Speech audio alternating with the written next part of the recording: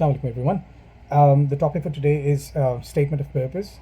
This particular document has various names. Some people call it letter of motivation, or LOM, or motivational letter, stuff like that. But normally it's referred to as a statement of purpose or an SOP. It's critical to your overall application because, as the name states, you have to state your purpose, like as to why do you want to get into a certain program, why do you want to do it. It's a make or break document. A large part of the decision of the review committee is based on what you write in your SOP and how you present your case. Now, there are no hard and fast rules, unfortunately, for the document. Some people can write absolute crap SOPs and they still get into very good universities, Columbia and whatnot. Some people write great SOPs and sometimes they're unlucky. So there's no fixed formula as such, but generally, based on some of the examples that I've read, some of the people that I've spoken to, and the SOPs that I've written myself, normally there are 4 parts that are critical to your SOP, and if you address all those 4 things in your SOP or your statement of purpose, then generally it gets the job done. The first one, part 1, would be the background of the issue. There has to be a background to every issue. If you have identified a phenomenon, a particular thing that you want to research, then you have to give a background. Now when I say background, that you could cover various things in the background. For the first one could be that how is this issue impacting a society or whatever field you are in. How is it, what is the impact of this issue, and what are the drawbacks, what are the shortcomings, what are the gaps that you could perhaps cover with your research. Are there any sub issues stemming from the main issue? Like you have the main issue here and then you have certain sub issues under that which are stemming from that, so you could address that as well in your SOP. Most importantly, you could also mention if this particular phenomenon that you are looking to research on, has it impacted you in any way? How did it impact you? The reason for that is that when the reviewers, they will sit down and they will start having a look at your SOP. If you mention that in a certain way this particular phenomenon impacted you as well, it shows seriousness and also creates an impression that you are totally invested in what you are doing or what you want to do. So that's one thing. So that's the background of the issue. The second part, obviously, if there's an issue, then there has to be a solution as well, which you will be seeking when you'll be studying throughout your master's or throughout your doctorate, whatever you are looking to do. As far as solution is concerned, obviously you will be looking for the solution. It's not there in front of you at this stage. However, when you're starting to look for something, you should have some idea as to what could be a potential solution.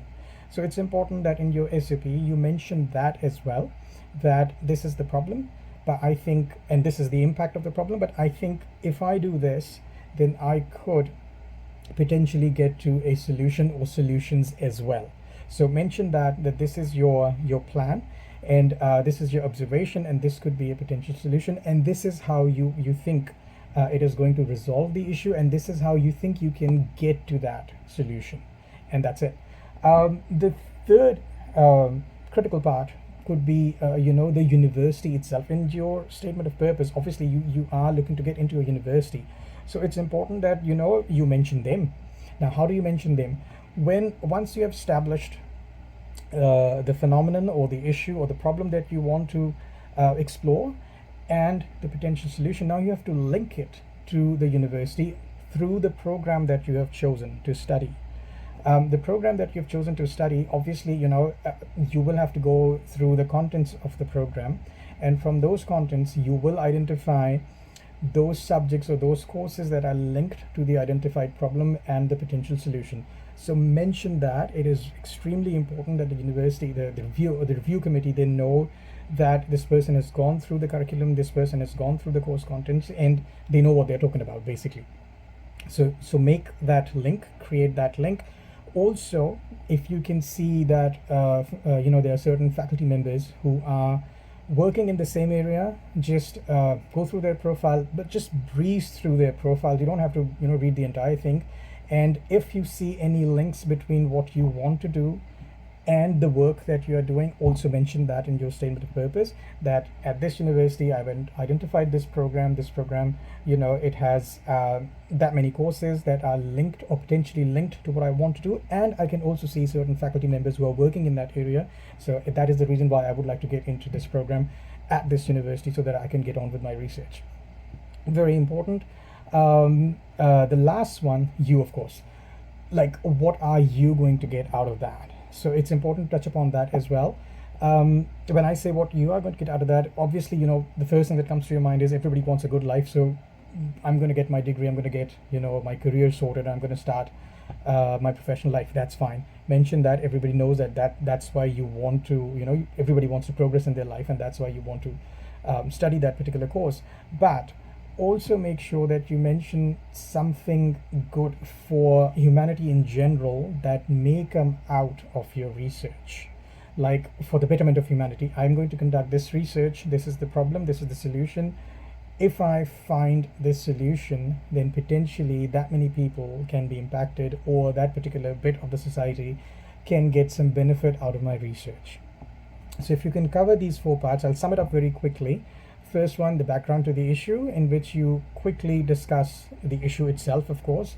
What are some of the factors that are causing that issue? Are there any sub-issues stemming from the main issue? And have you experienced it yourself? How has it impacted you? Very important. Second one, solutions, potential solutions. What, based on your observation, what is a potential solution or solutions? How are you going to get to those solutions? The university, of course, link it to the university. That the program that you have chosen, what are the courses? Some of the courses that you've identified, they are in line with what you want to do. And also the faculty members, and mention names if you can, that I can see that Dr. such and such is working in this area, and it would be beneficial for my research to work under their supervision. So that's going to be a way forward for you.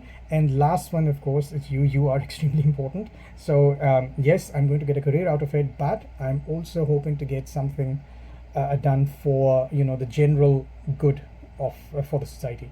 So these 4 bits, if you can cover, then hopefully you will be able to construct or structure a very impressive SOP, which may get you into the program, hopefully, which may get you into the program that you are looking to get into.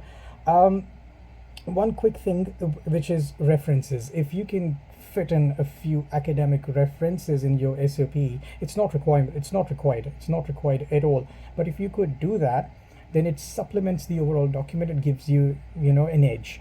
Now, if you don't understand what academic references are, that's fine. I will do a separate video on that, APA referencing and stuff like that.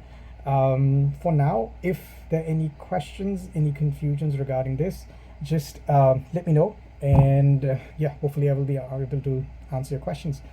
Thank you very much. Allah Hafiz.